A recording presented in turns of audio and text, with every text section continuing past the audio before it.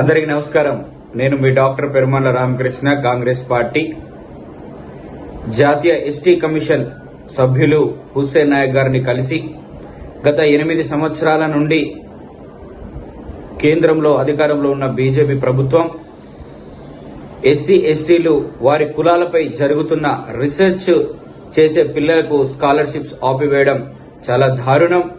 ఎందుకంటే వారి కులాలపై రీసెర్చ్ జరుగుతూనే వాళ్ళ కుల పుట్టుక, వారి ఆర్థిక స్థితిగతులు, వారి చదువు, వారి అన్ని రకాలుగా ఏ విధంగా అభివృద్ధి చేస్తే వారు బాగుపడతారు, వారు ఆర్థికంగా ఏ విధంగా ఉంటారు, వాళ్ళ చదువులు ఎలా తీసుకుపోవాలనేది కంప్లీట్ వాటి మీద జరగాల్సిన అవసరం ఉంది. కానీ ఒక కుట్రపూరితమైన చర్యతో వారిని, వారి కులాలను ఇంకా అదే విధంగా ఉంచి ఇంకా అనగదొక్కాలనే ఉద్దేశంతో వారి స్కాలర్షిప్, పిహెచ్డి స్కాలర్షిప్ ను ఆఫ్ చేయడం జరిగింది.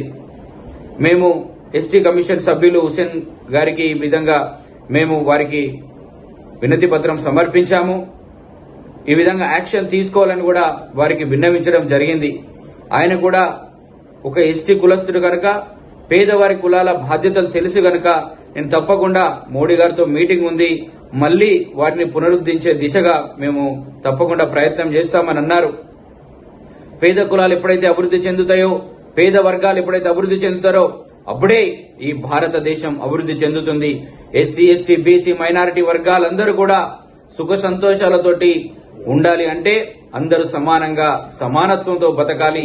కాబట్టి ఎస్సీ, ఎస్టీ కులాలకు, విద్యార్థులకు రీసెర్చ్ పైన జరిగే స్కాలర్షిప్ ని తీసేసినారు. వెంటనే పునరుద్ధరిస్తారని మాకు నమ్మకం కలిగించినందుకు వారికి ధన్యవాదాలు తెలియజేస్తూ, తప్పకుండా మోడీ గారిని ఒప్పించి వాటిని పునరుద్ధరించి మళ్లీ సీట్లు కూడా పెంచి దేశవ్యాప్తంగా కూడా ఇంకా ఇలాంటి రీసెర్చ్లు జరగాలని, మరియు విద్యార్థులు కూడా వీటికి ఉత్సాహం చూపి భారతదేశంలో ముఖ్య పాత్ర పోషిస్తున్న పేద కులాలను వారి అభివృద్ధి ధ్యేయంగా పనిచేయాలని కూడా కేంద్ర ప్రభుత్వానికి మేము కాంగ్రెస్ పార్టీ తరఫున అడుగుతా ఉన్నాం.